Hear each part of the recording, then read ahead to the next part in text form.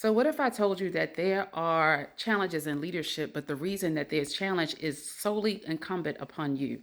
Now, here's the piece I want you to understand. Quite often, you will hear me say, if you're not teaching your team to take your job, then what are you doing as a leader?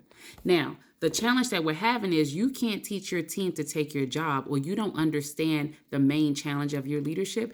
It's for one reason and one reason only. Get your pen and paper. Here comes the secret sauce. So the secret sauce is you've become too transactional in your leadership.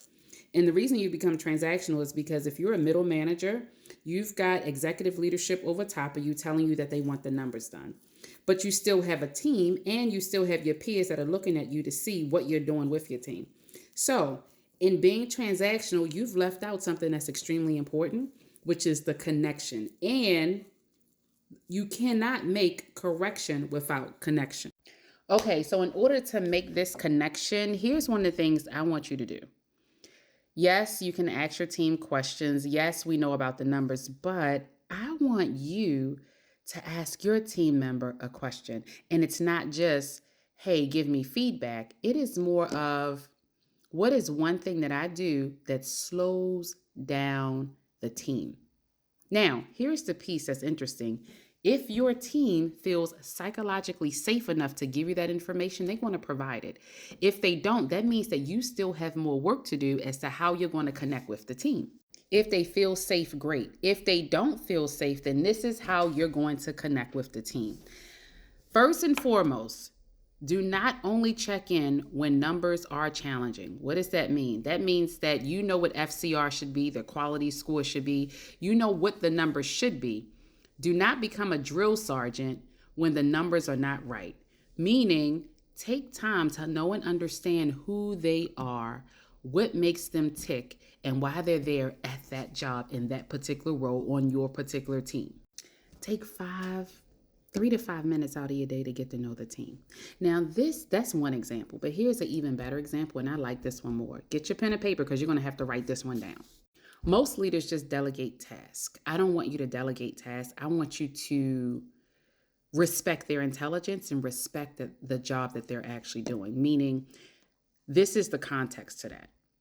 Instead of saying, when you delegate a task, instead of saying, hey, get me this by Friday, I want you to use a method that's going to show them that you respect their work and you highly respect the effort that they put into their work.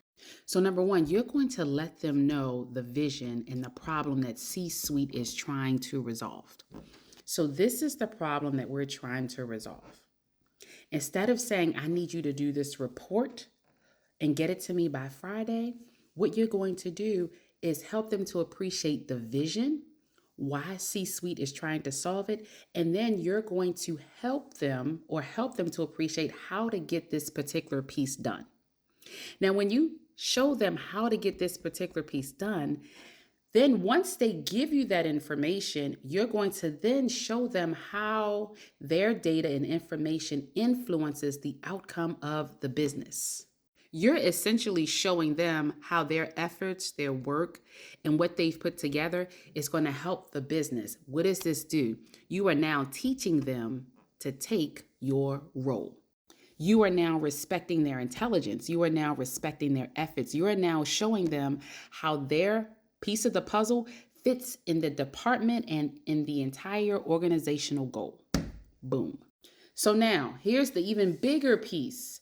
When you take this information to your CEO, CTO, CFO, CMO, and any other O that's at the top, the beauty is if you're a fantastic leader, you're going to tell them who did the work and the efforts and how you two worked along. And this is a big deal, you're respecting their intelligence so much that now the CEO, CTO, CFO, and CMO is also now respecting their intelligence, which means you just gave a shout out to a member on the team. And so now what are we doing? We're building a culture that has psychological safety, where the team trusts you, and where you can have an interchange of encouragement, but also respect the work that they're doing. And keep in mind, this is teamwork, which actually makes the dream work. And your executive leadership knows exactly what you're doing within the team, and your team respects you just as much as you respect them. So it's a win-win for everybody. So I help you to stop making corrections all the time, and begin to look at connection and help your team to take your job. If you don't know how to do that, well, that's what I'm here for. Start building careers, stop building fluff. Like, comment, and follow from